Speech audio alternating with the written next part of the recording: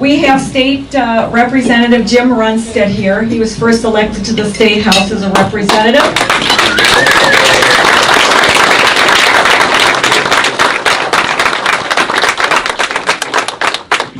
In the 44th in November of 2014. And he's here to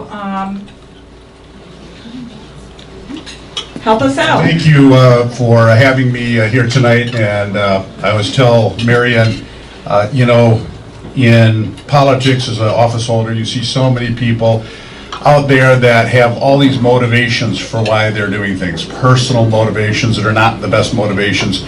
But every time I come to a group like this, every single person here has left their home, their family, not for personal enrichment, not for prestige, but because you believe in this country, you believe in turning things around that are wrong, and you're willing to devote your time, your treasure to make a change anonymously. Just you're not here for that. You're here to make a difference, and it's absolutely so amazing to me to see, especially this group, the passion you bring to this process. I really think you're going to make a difference this year. You're going to make a tremendous change that you never even thought was possible. So thank you for being here. There was three things I wanted to mention. I think that are legislative things I would like your help with. One of them is there's a bill I have for requiring contractors and subcontractors at the state of Michigan to use the E-Verify system. And if you're not familiar with what that is,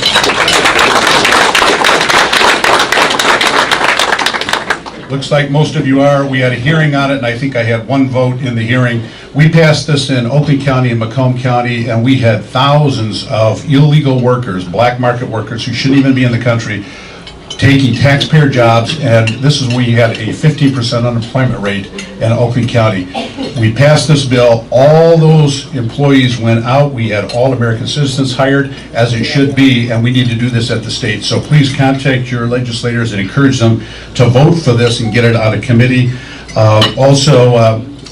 Michelle Hoyniga has the American Law for American Courts. I see you're going to be having a little presentation on this today. I had that last year. She beat me out one day this year from getting that. And basically, all the stuff you hear about it, all the garbage and the crap about, oh, it does this and this. It simply says that in courts of law, you're going to use American court, not a French law or British law or sub-Saharan law. You're going to use American law. It's as simple as that. And all the garbage you hear in opposition to that is something Michelle needs to hear from you, that you support her and also the other legislators. Finally, I have a resolution. We tried to fix the speech code issues at the university in Michigan. There's I don't know if you've been following this, but there's horrendous violations of rights of citizens in the universities. One community college had students passing out, get this, the Constitution. They arrested, handcuffed them, and threw them in jail for handing out the Constitution in a university in Michigan. Now, they let all these progressive liberal groups hand out petitions and anything they want, but a conservative group handing out a Constitution, thrown in jail. There was a debate at U of M. They had thugs come in, stop the whole debate, screaming, yelling. Everybody was terrified, threatened with violence. Police standing in the back, administrators standing in the back, did absolutely nothing. So this resolution would allow the legislature to get involved when there's violation of those rights. I could use your help with that. And finally, I'm so proud and pleased tonight to be here to introduce somebody that I think has been the best speaker, I would say, in my lifetime in Lansing. The very first thing that he did was try to push through an income tax cut that was promised in 15. In 08, 07, Granholm increased the income tax and said, but don't worry, in 15 it's guaranteed to reset and go back. And like Ronald Reagan said, the closest thing to a immortality you'll ever see on earth is a government program, and I would add a temporary government income tax, because it still is not done. But Tom tried to make that difference. He's been a great speaker, and please give Tom Leonard a warm welcome. Well, Jim, thank you very much for that kind introduction. Can everybody hear me in the back okay? Okay, if for some reason my wife always tells me I start to take the microphone and go like that. She's not here tonight, so if I do, just yell up, scream, and I'll pick it back up, okay? But I want to thank you all for having me here tonight. Thank you for the work that you do to get conservatives elected. And I have to tell you, every time I stand up to give one of these speeches, sometimes I'm at a round table with 7 or 8 folks. Sometimes I'm at a Lincoln Day with 300 or 400 individuals. But the one thing I always want to start with is this, and I mean it from the bottom of my heart. I truly cannot tell you what an honor and blessing it is to serve as Speaker of the House of the Michigan House of Representatives. And it is something I thank the Lord for every single day. And much of that is because of the great things that we've been able to accomplish, but also the wonderful people I get to serve with. And you've got one of those here right now with Jim Ramstad.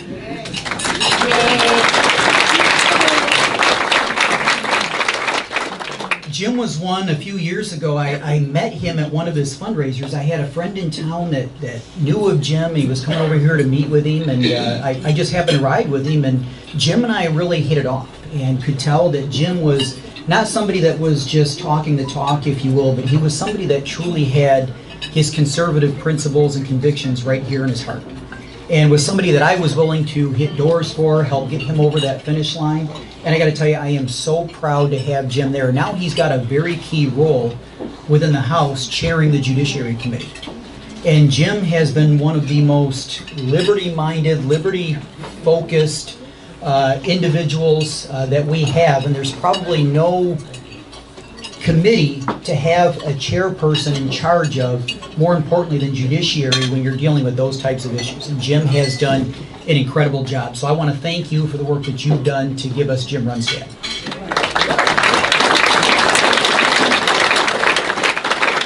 Now, I want to tell you 2 quick things before I go into some of the legislative things. As I told you, it is an honor and blessing to serve as Speaker, but that is not the neatest, if you want to call it, title I've actually been able to receive in the last year. The neatest one, and if you follow me on Facebook and you see some of the pictures or you follow my fan page, you'll know how incredibly proud I am to have obtained the title a year ago on this Thursday of Dad. And it was very special for Janelle and I because a few years ago, it was 3 years ago, we were told we would never have the ability to have children. That it was something that was never going to be in our cards. It simply wasn't going to happen. And I got to tell you, and when I say this, and I always preface this to all the women in the room, when I say this with all sincerity as a learning experience that I went through, so I hope nobody takes offense to this, but I never knew what it did to a woman when she was told she couldn't have kids. And watched there day after day as it tore my beautiful bride apart. And we had actually begun the adoption process, and we were going to go to China actually this past March. And about a week after I had made the decision to run for Speaker, and about a week before we were going to make a very substantial payment towards that adoption process, we found out Janelle was pregnant. And I tell people all the time, the good Lord has a very neat sense of humor because we tried all that time, and then she wound up getting pregnant at probably the worst time it could have happened. So, but Hannah has been just an incredible blessing. Now, being Speaker, it can also be a very humbling experience. All right? Has anybody ever heard of the name Tom Barrett? Ring a bell? Tom is one of our strong conservatives over in Eaton County, mid-Michigan. Tom is actually one of, if not my best friend in the legislature. Tom and I were at each other's weddings together. It was a seat that was held by the Democrats, and I saw Tom, military guy, helicopter pilot, beautiful family, strong conservative, hard worker, knew he could win this seat and recruited him to run a few years ago, and he won by just a few votes. Well, Tom and I, our districts are right next to each other. Mine is very conservative, so very little money is ever spent in the general, whereas Tom's is one of those marginal seats. So there's always, $500,000 to $1 million on one side telling everybody how evil Tom is. And on the flip side, $500,000 to $1 million telling everybody how great Tom is. Well, Tom and I are in the same media market. So all those ads, when they play over and over and over and over again in my district. So shortly after becoming Speaker, Tom and I went out to lunch. I wanted to meet with him, kind of see some of the things that he wanted to accomplish, some of the committees he wanted to serve on. And we're sitting at our local diner. And it was in my district, about 5 blocks from Janelle and I's home. And this lady walks in. She looks across the restaurant and she says, Tom, and she's pointing at Tom Barrett, she's not pointing at me, and she says, Tom, you are the most amazing person, you are awesome, you are incredible, we were rooting for you, we're so happy you won. We couldn't vote for you, but we were rooting for you. And the restaurant owner walks up, he puts his arm around her, he goes, well, ma'am, he says, that there other Tom, he actually is your rep, and he just got elected Speaker of the House. She looks at me and she goes, I have no idea who the heck that is. And that was my introduction to becoming Speaker of the House. But it has been an incredible 8 or 9 months. As Jim said, a very, very conservative House. And I've been told by multiple in Lansing, I've only been there a few years, but I've been told by multiple folks that this is the most conservative House that they've seen in a generation and probably the history of our state. And it's funny, when they come to me, they often say that as if it's a bad thing, like I'm going to shy away from it. And I'm like, heck yeah, let's go get them.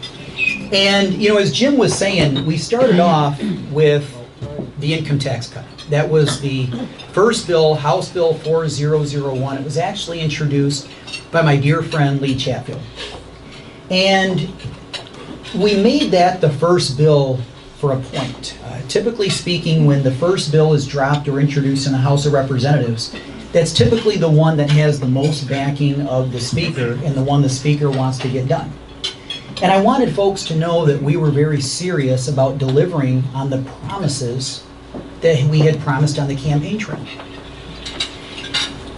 And unfortunately, I have to tell you, I never realized how difficult it was at the time. If you want to call it inexperience or what you want to call it, I didn't realize out of the gate how difficult it was going to be to get certain individuals to want to cut taxes.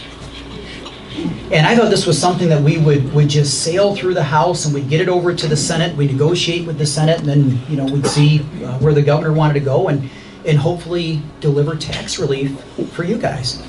But the reason I bring this up is I want you all to know why we put it up that night, despite the fact we were a couple votes short. And it was actually the first failed vote that had gone up in the House since 2001. A lot of people think that that's surprising. A lot of people, when I talk to them, they just think that bills go up and fail every day. They just come up, they fail, or they pass, and you just move on. No, it was the first failed vote since 2001. And we had worked on this thing all day long, and it got about 10:30, 11 o'clock at night. My time might be just a little bit off. But we got to the place where I realized we were going to be at least 2 or 3 votes short, and there was nothing we could do about it. And I pulled my inner circle leadership team aside, and then I pulled my senior staff aside.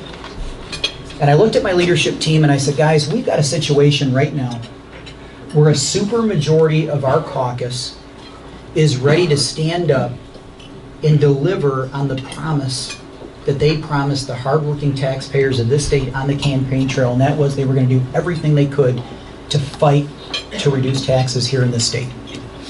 I feel if I don't put this thing up, I'm not only going to be letting a super majority of my caucus down, but I'm going to be letting a super majority of my caucus let down the people they represent and the people they made promises to. And they agreed fully. I looked over at my press secretary and I said, Gideon, I want you to tell me, I want you to paint the Armageddon scenario.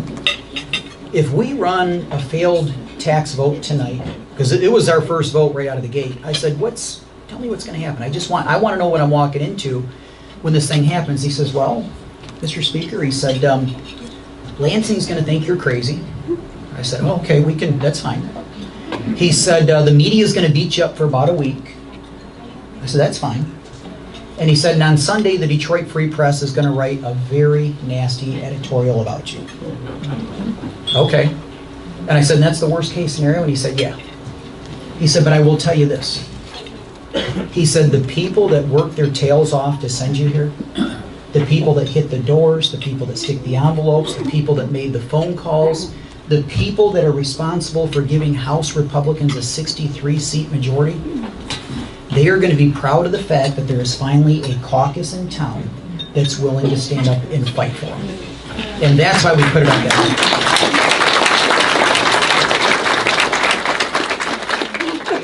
Now, a couple of the other things that we have worked on One of them was, and you may have read this in the media, was addressing or fixing what I have called, and it was my top issue actually coming in, addressing our broken teacher retirement system.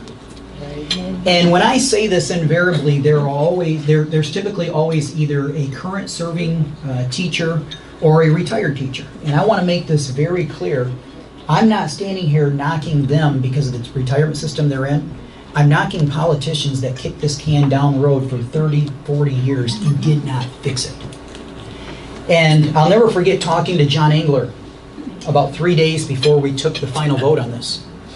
And I asked him, I said, Governor, I said, what was your biggest regret being governor?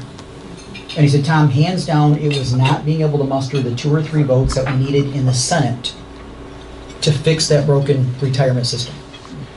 Why did he say that, and why was he so adamant about it? Because back in 1997, when they passed legislation to roll every other state employee into a 401k, the teacher pension had a surplus of $250 million. It's now $31 billion in debt. It is costing our local school systems 36% of their payroll. And get this, that 36% is predicated on an 8% return on investment in the pension fund. Everybody knows you can't predicate a pension fund on an 8% return on investment. But Michigan is one of the better ones. Yeah, he said Michigan's one of the better ones. Yes, I've actually been speaking with my good friend from Kentucky. They are doing some work in Kentucky right now, but they've got the second worst pension fund behind Illinois right now. But all that to say, if the pension fund, if it was predicated on the 5.5%, probably where it should be, that means 50 to 55% of every local school district's payroll would have to go to this fund. Right now, every time we send $7,500 to $10,000 per child per school, depending on how the equation works out for that particular school, you can take $2,500, $2,600 off right off the top that goes to this fund. Think of the extra money we would have for tax relief, for infrastructure, you name it, if we had fixed this in 1997 back when we should have. So we were actually able to get to a place, and I want to be very clear about this. I'm told in Lansing all the time, my biggest attribute is that I'm painfully honest, and that my biggest detriment is that I'm painfully honest, okay? So the reform that we did will stop us from digging the hole, okay? That $31 billion, it is going to take years to pay that off. So I don't want to walk off this stage and you all think that we actually magically came up with the $31 billion to pay that off. But what we did is we were able to pass reform that stops us from digging the hole. So now, in the future, when we pass budgets and we start putting money towards that debt, we can actually start paying it down and paying it off, versus seeing that hole continue to get dug deeper and passed on from generation to generation, okay?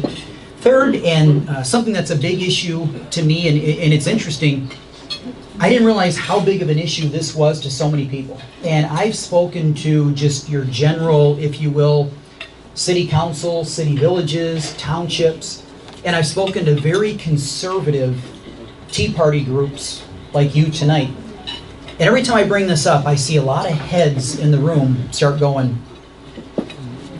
And that is addressing our broken mental health system that we have here in the state of Michigan. Back in 2007, I had the opportunity to clerk for the probate judge in Genesee County. Her name is Jenny Barkey. And she started the pilot program for mental health courts here in the state of Michigan. I'll be the first to tell you, as I said, I'm painfully honest. I was her biggest naysayer. I remember her having her first mental health court. I went back and in her chambers, I told her, I said, Judge, this thing is going to be a colossal failure. It will never work. It will never succeed. You've got no hope. Boy, was I wrong. She now has nearly 100 people in her mental health court with nearly a 90% success rate. These are individuals that are out looking for jobs. They are finishing their GEDs, they're finishing their diplomas, but most importantly, they're back on their medication. And when you look at our corrections budget right now in our correction system, We spend $2 billion per year to incarcerate individuals, and 25 to 30% of them suffer from some type of mental illness. When they do, the average cost of that inmate goes from $38,000 a year to nearly $110,000 per year. Think of the cost savings we could have going forward if we could find ways to connect these individuals to the services they need, get them the help they need before they're out committing that heinous crime. So we've got a bipartisan task force that's out working on this right now, hopefully going to come up with some answers. And you'll see some legislation coming very soon. Now, before I open it up for questions, I do want to say this. If we are going to be successful in 2018, okay, there's 3 things we need to do. This is my opinion. Politics is an art, it's not a science, okay? But one, this legislature cannot be afraid to tackle big issues. People sent us there to accomplish big things, and we've got to continue to tackle big issues. That's incumbent on Jim, that's incumbent on I. And for you guys to continue to push your legislators, okay? Secondly, if we're going to be successful, the media is always trying to push us away from our core values by telling us we are wrong. We cannot leave our core values.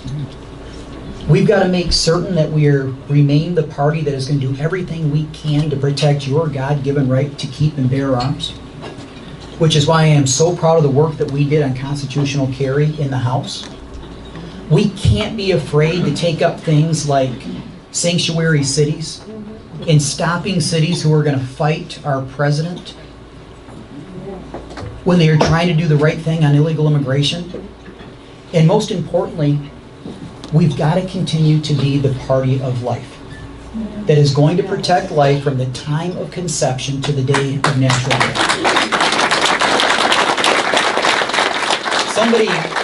Somebody asked me about my pro-life values earlier this week, and I told them, I said, listen, I've always been pro-life, but I'm going to tell you right now, when I saw that little miracle, my daughter, and that ultrasound, not that there was any doubt, but if there was, I'm going to tell you, it was gone within a millisecond. I mean, how anybody cannot say that as a human life is completely beyond me. And the last thing we got to do, and I'm not afraid to say this, we've got to continue to stand with our president. Yes.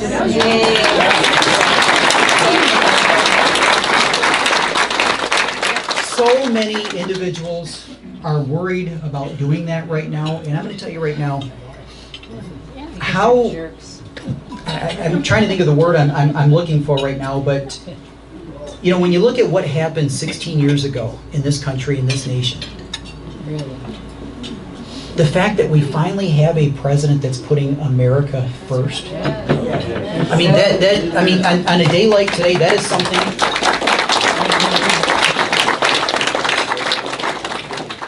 And regardless of whether or not people, the naysayers like it or not, guess what? Our president is the leader of our Republican Party right now. He will be, even though he won't be up for re-election in 2018, he will be at the top of the ticket. And I've got news for Republicans: if you're going to spend your time running from him, you're not going to. You're simply not going to be successful. So.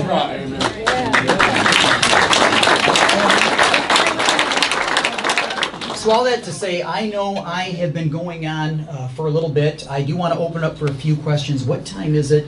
I have promised my beautiful bride I'm going to try to get out of here in the next 10 to 15 so we can put so I can actually put Hannah to bed with her. But let's certainly open it up for a few questions. Yes, sir. When can we expect a vote for constitutional carry? Sir, what's your name? Casal. Casal? Casal asked the question, when can we expect a vote on constitutional carry? I'm not trying to punt this one, but I got to. You're going to have to call your senator. We have done our work in the House. We passed this bill in the House. And right now, there's nothing we can do to get it taken up. This is something that the Senate has to take up. We in the House, we have passed constitutional carry, and it's incumbent on them to actually take it up right now. Did you have a follow-up? Well, the thing is that I wrote to him, and he never said anything. He's the guy that proposing here to be the next governor. Okay, I don't know. I can't speak on behalf of anything that you may or may not have sent to him. All I can tell you is we can only control what goes up in the House, and we have done our work, and I'm proud of the work we've done to protect the Second Amendment. Most importantly, if you guys haven't, go home tonight. I got, excuse me, if you haven't yet, if you have not read the state constitution, I know the left always tries to debate the Second Amendment with us. Go read Article 1, Section 6 of the state constitution. If that's not clear that every person in this room has a right to keep and bear arms for protection of themselves and others, I don't know what is. I mean, it is crystal clear. Let's go to the very back. I'd like to know, is there going to be another push to reduce this income tax, Michigan income tax, back to what it's supposed to be? The question is there going to be another push to reduce the income tax? We have certainly kept the issue alive. The night that it failed, we did make a motion to essentially, I'll just say we tabled it.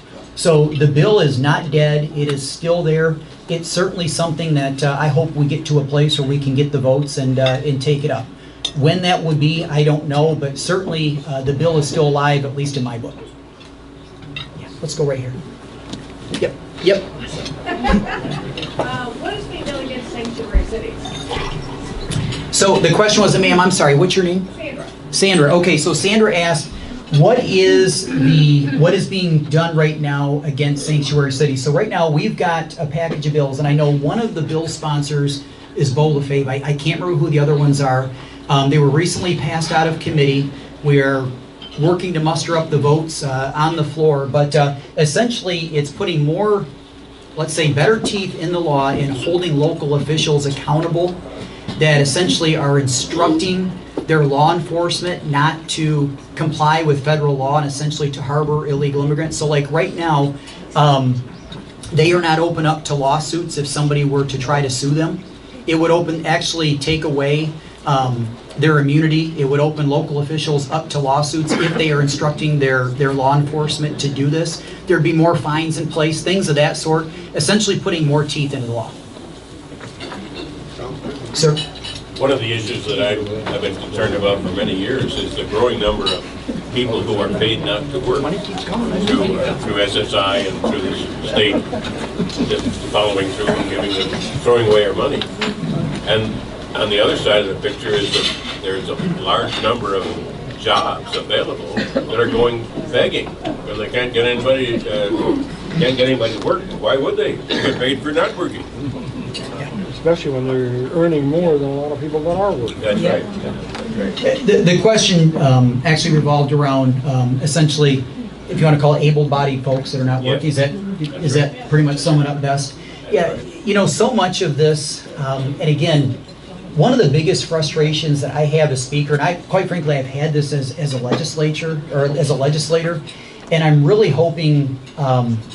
I'm going to come back to this for just a moment. I might get myself in some hot water for saying this, but I got to tell you right now, I was really happy last week to see the president pull the stunt that he did, if you will, by essentially telling Congress, guys, McConnell, Ryan, if you're not going to work with me, I'm going to... And I'm hoping you will see some progress now going forward. Again, I'm not there, but what I'll say is this. So much of this is predicated on the federal government. Yeah. When you look at the way, you know, what little control we have of our state budget, it's very, very frustrating. So I am hoping that this federal government at some point will get their ducks in a row and they'll either fix these programs or at least give us the ability or the authority to fix some of these things. When I get it back, my first thought, of course, is to go to SSI. Oh, yeah. And you know, just to tell you how frustrating, it is, I mean, little things that we don't think about. I mean, for instance, and I don't know if they did this around here, but my first term, I represent right along I-69. And I was in office probably about 5 or 6 months. It was early spring, going into the summer. They had started to essentially tear down all of the signs along the expressway. It didn't matter if it was a green one, brown one, white one, and they were tearing them all down. And I mean, my folks, they were upset because these were perfectly good signs. So I didn't know why they were tearing them down. So we make a phone call to NDOT, and essentially, and you talk about, you know, the federal government and them overstepping. Essentially, there is in federal law that every 10 years, a state shall replace these signs, and if they don't, all of their highway funding is gone. I mean, those are just the, so, you know, it is my sincere hope that this federal government, and when I say federal government, I mean Congress, will start working with our president to, again, turn over this power to the states like they promised and campaigned on that they were going to do. Sir, Why don't the go states take it back? Bernie? Freedom of speech is under attack throughout this nation, and no more so than in universities, such as the one in Ann Arbor. What are we ever going to do from the state legislature to, you have the power of the purse. If they're not going to enforce the opportunities for conservatives to present their views without being attacked physically, why don't we just cut back their subsidies?